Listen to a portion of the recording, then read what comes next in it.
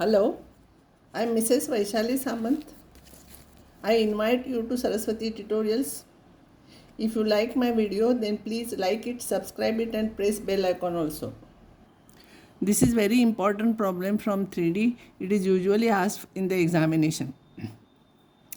Show that this line r is equals to I plus j minus k plus lambda is equals to lambda into bracket 3i minus j, means it passes through the point whose position vector is this and it is parallel to this vector, and another one is passing through the point whose position vector is this and parallel to this vector. I want to show that these two lines intersect each other and hence find point of intersection.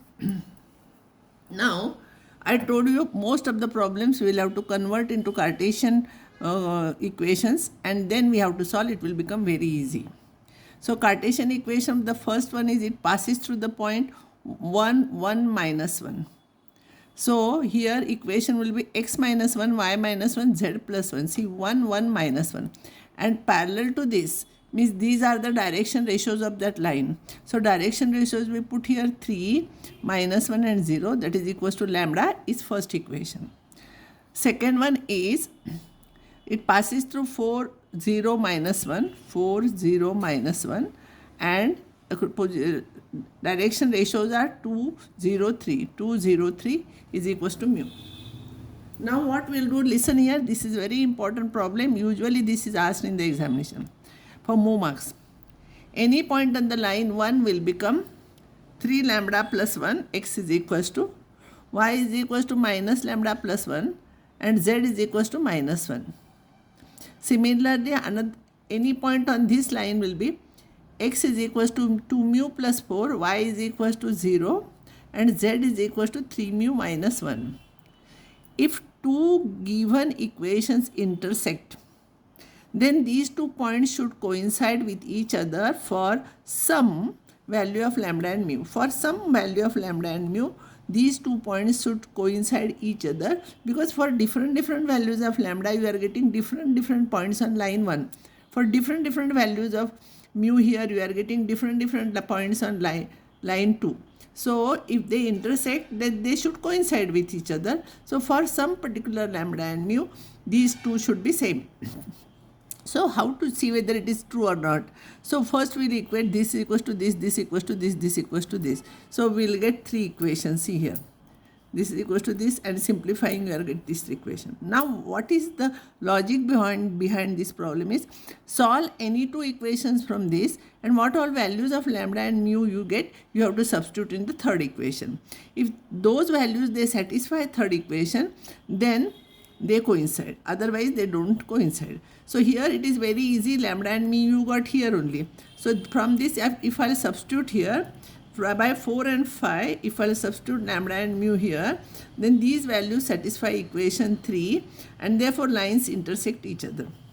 And point of intersection, either you put lambda is equals to 1 here or mu is equals to 0 here, you will get same point. So that is the point of intersection. This is very important problem. It is usually asked in the examination. Next problem is find the value of P so that these lines are at right angle. These type of problems are asked for CET also and for 12th standard also.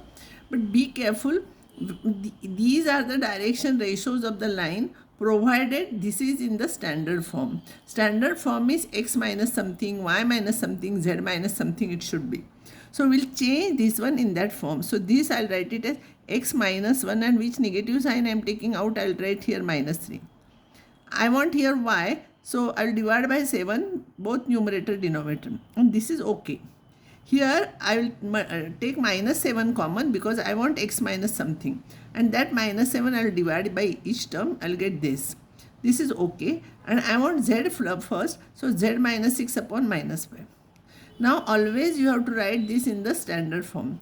Now these are the direction ratios of these 2 lines.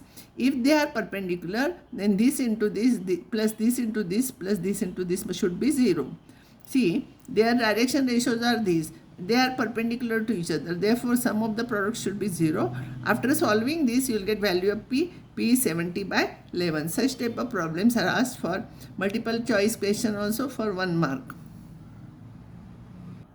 Now this is also another important problem. Find the image of the point 163 in this line. See, na?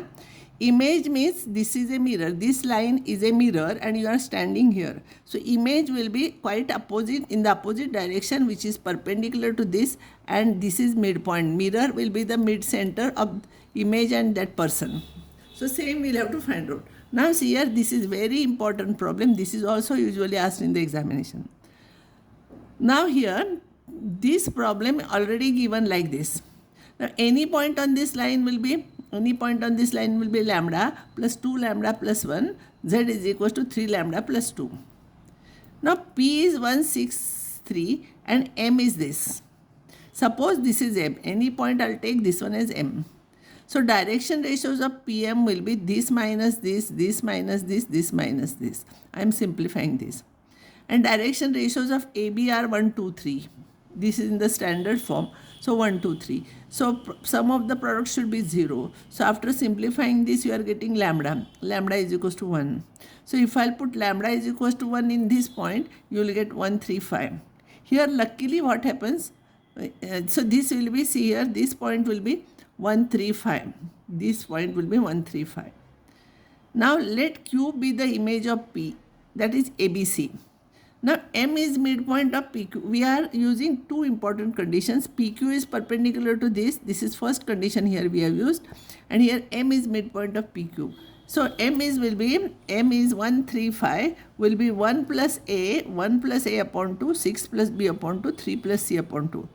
And now you equate this is equals to this equals to this equals to this, you will get ABC, and that will be the image because image is ABC. Now another important note is in two-dimensional geometry, two lines either intersect or they are parallel. See, in two-dimensional geometry, these lines, on a paper, any paper, two lines here, two lines, either they are parallel. If they are not parallel, they will intersect somewhere on the paper or outside. So in two-dimensional geometry, it happens like this. But in three-dimensional geometry, two lines, this is one line and this is another line, they are neither parallel nor they do not intersect each other. See, this goes like this goes like this. So these type of lines, but in 3D, sometimes two lines are neither parallel nor they intersect each other. Such lines are called skew lines. So this is the new word for you. It is a skew lines. Now another important result is to find out shortest distance between two skew lines. So they do not intersect each other and they are not parallel also. So lines are, one is it passes through point A whose position vector is A and parallel to vector B, other passing through point C and parallel to vector D. And only this problem we are keeping it in vector form and we are solving. All other problems we are transforming into Cartesian product and then we are solving. See here, one line passes through the point A with position vector small a and parallel to vector B, and another line passes through vector point C with position vector capital C and parallel to vector D. Then the shortest distance between them is modulus of AC dot E cap, where E cap is B cross D upon modulus of B cross D. See here, you may think that dot product is always a scalar, then why modulus is taken? See here, shortest distance is always positive. By taking dot product, if you are getting negative answer, you have to make it positive. That's why it is written like this. Nobody will ask proof for this. You have to remember only this formula, but I will explain you here how we got this. As a curiosity, you can listen this one, you will understand. So this is the first line. This is first line, R is equals to A plus lambda B, and another line, it passes through A, it passes through C. Now shortest distance between these two lines is PQ. So that shortest distance, that line should be perpendicular to B also and perpendicular to D also. See, this is B, this is D vector. So PQ should be perpendicular to B also and D also. So PQ is B cross D. PQ, which is a perpendicular to B and D, is B cross D. Of course, magnitude may be different, but we write it like this. Now same diagram I'll draw here. See, from A and C, these are the 2 points A and C. From A and C, we are drawing P and Q here. From A and C, we are drawing perpendiculars PQ here. I am showing it here. If this is angle theta, see here, Then PQ is what? This distance PQ is projection of AC on PQ. Projection of AC on PQ is PQ, no? When you draw perpendicular, this is a projection of AC on PQ. Vector AC on vector PQ. Now projection formula, you know, AC dot PQ divided by modulus of PQ. And therefore this is AC dot E cap, where PQ is, see here, where E cap is PQ divided by modulus of PQ. PQ is B cross D divided by modulus of B cross D. If you will understand this, it is well and good. Otherwise, remember only formula, but one guaranteed question will come on this. I will explain you, no problem. Find the shortest distance between two lines, one passing through this point and parallel to this vector, and another passing through this point and parallel to this vector. So this is A and this is C, this is B and this is D. So I want AC, no? So AC will be this minus this into I plus this minus this into J plus this minus this into K. This is AC. B is this, D is this. I want to use this formula. So I will find out B cross D first. So as you know, in vectors, B cross D is determinant formed by IJK and coefficients of this. If you will solve, you will get this. I am not explaining, everything is written here. So you will get this. So whatever is common, we will have to take common. So 27, if I take common, I will get this. So modulus of this will be 27 common, root of square of this plus square of this plus square of this. So you will get 7. So it will be 27 into 7, it is 189. Shortest distance formula is AC dot E cap. So AC dot E cap. E cap means B cross D. This is B cross D divided by modulus of B cross D, this number. 27, 27 cancels and you take dot product. I dot I is 1, J dot J is 1, K dot K is 1 and I dot J is 0, I dot K is 0, all others are 0. So you will get this. You will get answer minus 7, but because it is a shortest distance, you write plus 7. These type of problems are usually asked in the examination. Now I will explain you how same problem can be asked in different forms. Here point is given, vector is given. So I will explain you same problem, how it is written in the different forms. See here, find shortest distance between two lines passing through this point and direction ratios this, and passing through this point and this direction ratios. So this will be A, this will be C, and this vector will become, with direction ratios vector will become B minus 59 plus 4J plus 7K, and this D will be 3I plus 10J plus 4K. Same problem, so I am not solving. Shortest distance formula, answer you will get same. Same problem can be asked like this. Two lines are given in this form, but here we have to write it in the vector form. So from here you will get it passes through minus 1, 2, minus 3, and vector B is with these coefficients. And C point will be 1, minus 1, 3, and here D will be with these coefficients. Same problem, answer will be 7. Same problem can be asked like this.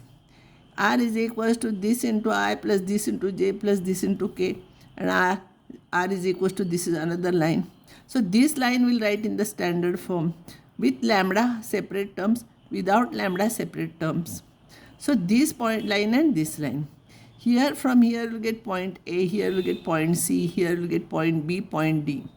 So you can solve, you will get this answer. Find shortest distance between two lines passing through these 2 points and another line passing through this. So this is A and this is C. But when these 2 points are given, direction ratios you know of this line, minus 16 plus 1, 6 minus 2, 4 minus 3. And here 4 minus 1, 9 plus 1 and 7 minus 3. So you will get like this. So D will be like this. So same problem, answer is 7. So I will stop here. Next time I will solve some more problems on this.